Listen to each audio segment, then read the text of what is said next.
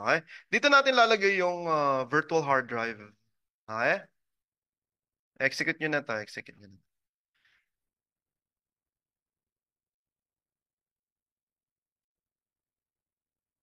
Ito, wala na to, sir. Kasi kinapi ko na to eh. Kagabi, nagpuwet ako eh. Pero dapat meron kayong base, ano? Pacheck nga lang, sir, CD base. Meron ba kayong base? May isa online, hindi ko na-copy. Pa-copy na lang, sir. Kasi hindi ko alam yung password, napalitan eh.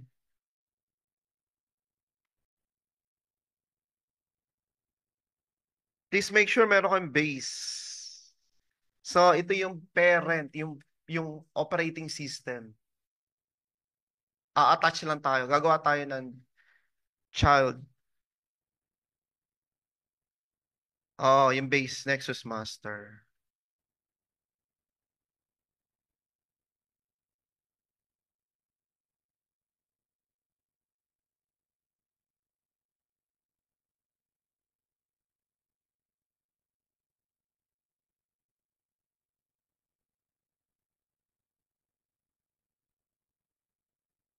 Sir, anong module tong ano? Yung sa Module may 5. Hyper-V? Module 5. Kuha natin. Thank you. Module 5. Pa-check nga, lagi kayo sa SBR1, meron ba kayong base? Ito, base. C colon base. Dapat meron ha. Pag wala, gagawin nyo to. Ito gagawin nyo, sir. Pag wala kaya.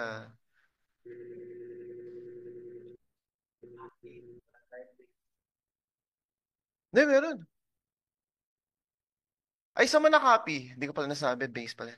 Saan na-copy yung Nexus Master? Ito, sir. Saan na-copy? Sa C? Pa-copy na lang. Sa dito na lagay. Sa root na lagay dito. Gawa lang ang base. Cut and paste niyo lang, sir. Sa C. Copy paste. Cut paste.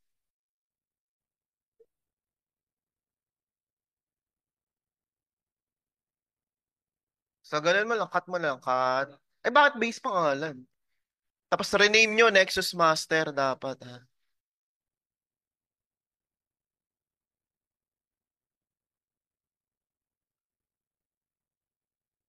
Ah. Hindi kailangan sa loob ng base. Huwag nyo na i-copy, ha? Tatagal na yun. Cut paste lang.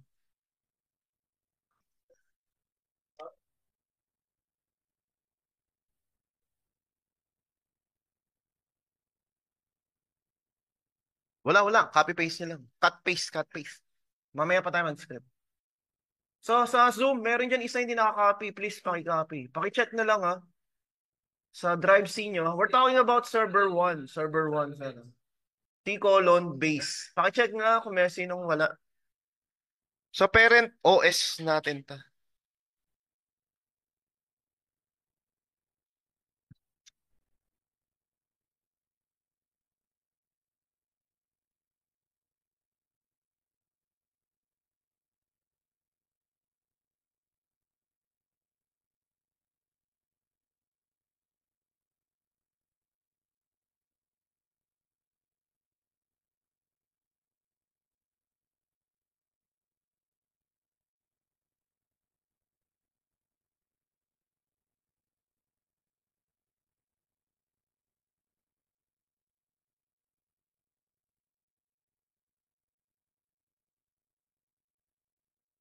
May question. Sir, ano pong module? Module 5. Module 5. Si Archie. Yan, tama yan, bossing. So, ganyan dapat itsura. Yan. Correct yan, correct, sir. C colon base. Okay. Thank you, thank you. Sino pang wala? Kasi maglalab na tayo.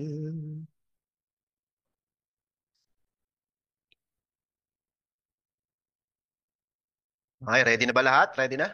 Hindi pa, hindi pa.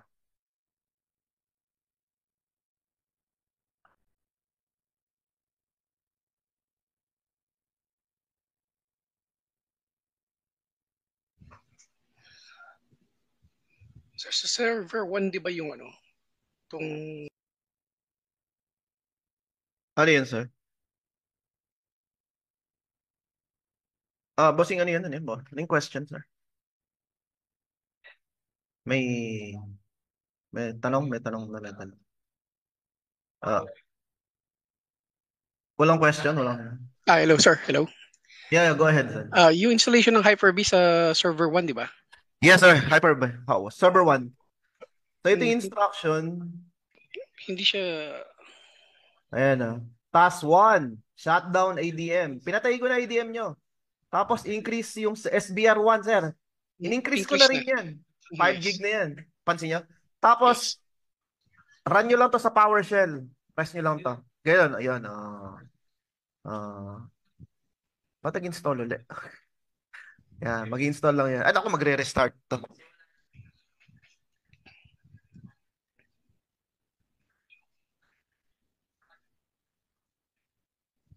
Ayan, true. Na-install na kasi. So, no need to restart. Okay, okay. Tapos niyan, sabihin nyo kung tapos na kayo, gagawa ka ng switch. Rarun mo lang to, switch. Yan, o. O yan, nakakreate. So, dito may switch. Ay, shit, dalawa na yung switch ko. Delete ko tong isa, dalawa na, nagdoble. Ganun lang. O, di ba, dali, ano? Wala pa tayo doon, wala pa. Wala tayo dito. Wala pa tayo dito. Okay na ba? Mukhang tapos na yung iba. So, gagawa tayong virtual hard drive. Okay, new BHD. Ang hard drive, lalagay natin sa VM1. Punta nga kayong VM1. CD VM1. Okay, dito yan, Dito yan, dito yan. Pangalan ng hard drive, VM1. Tapos, yung VHDX, i-attach natin sa existing OS na ang pangalan ay Nexus Master. So, magbuboot na yan. So, yung laman nun, yung differential content will be saved sa VM1. Nagets ba? Nagets ba? Any configuration setting data, dito babagsak. So, ito, hindi natin gagalawin. Dumikit lang tayo dun. Tama sa parent na. Okay, run. Ito na. So, may error ako. Shoot, ano ba? Ano yan, eh? Okay.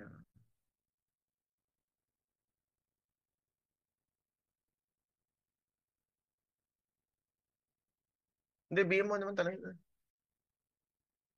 Ba't ganun? Sana? Hindi yung base ko. Base. Hindi ba Nexus Master man? Yun. So, re-rename ko lang. Na-double. Rename. Pakicheck baka na-double to.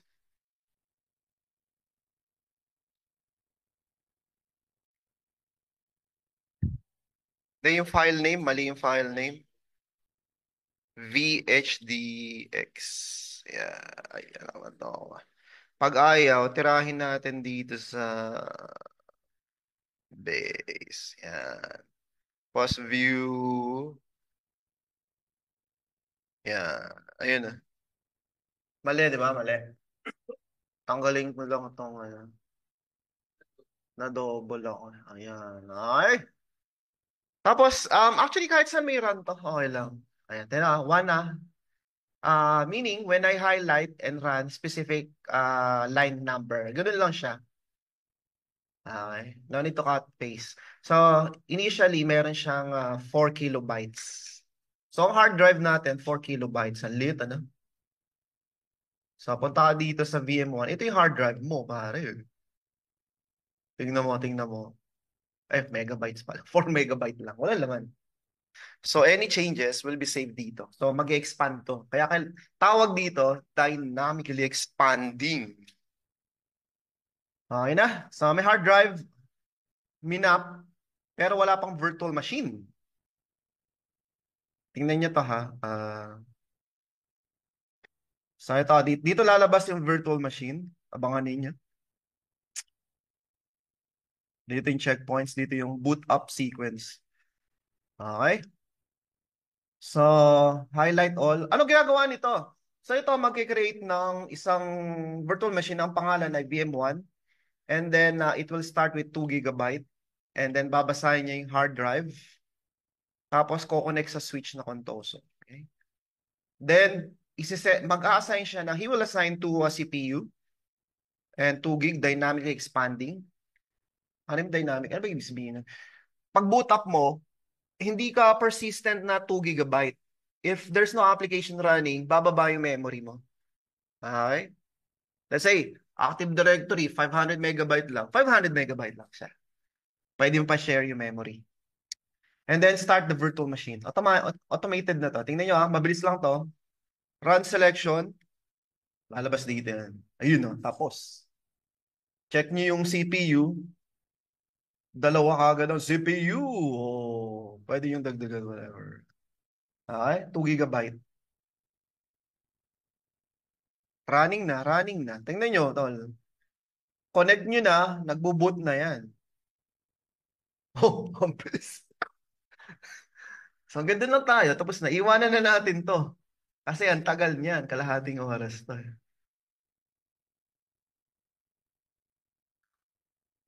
Iwanan na natin to. 100% CPU utilization na to. Ah, kasi nesting eh. Ang bagal niyan, ma. Lalo na sa online. Yun lang. So, meron na kayong VM. Ngayon, sir, gusto ko 10 VM sabay-sabay. Sabog yan. Hindi, pwede. Actually, sa Windows namin, 3 sabay-sabay. Paano gawa? Hindi, isang VM 2 gig lang naman eh. Let's say, 3, 6 gig lang. So, ganun, anong gagawin nyo? Paano yun? Paano yun? Eh, di ka-copy ito. Ito lang, itong linya na to. Yan lang. Tapos, ganyan, yan. So, virtual machine, papalitan nyo lang to. So, Alt-ER, hanapin nyo BM1, gawin nyo BM2. Yun lang. Boom, tapos, may BM2 ka na. Di ba? Tapos, sa pa. BM3 naman. Hanapin tong BM2, Alt-ER, BM2, replace mo BM3. Pero, 2, 3. Hindi, find natin. 2, 3 dapat to, di ba? Find, ay shucks, hindi ko ni-replace. Ano naman. Yun. Tapos, palitan mo lahat nito. Oh, ayan. So, 2 gig, 2 gig, pwede na yan. Patakbo ka ulit. Dapat to 3. Ay, ba't dinilit ko? Ba't ko dinilit 3? So, una, hard drive. Ito yan. Susunod, virtual machine. Ito yan. Ito, set up. Then start VM. Yun lang. Gawin nyo sa bahay.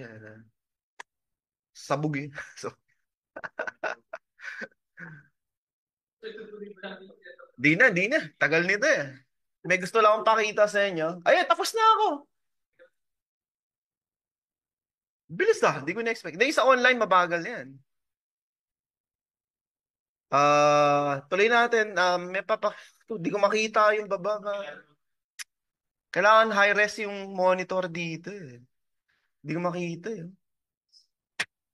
Ano ba nangyayari? Sabi format. Ayan. Tapos escape to. One tab, enter. Skip. One tab, accept, spacebar. Wala, mali. Hindi makita. Meron niya sa baba eh. Hindi makita. Kaya nyo na. So, ayan. So, meron na tayong VM. Ngayon, sir, paano lalagyan ng IP address? Kung gusto, seryoso talaga kayo dito. Yung code, asan yung code? Yun. So, first time, it will ask for a password. Lagi nyo lang to. Pero, kahit hindi na, pwede nyo lagyan ng IP address. DNS. time zone, pwede yung palitan yan. Then, restart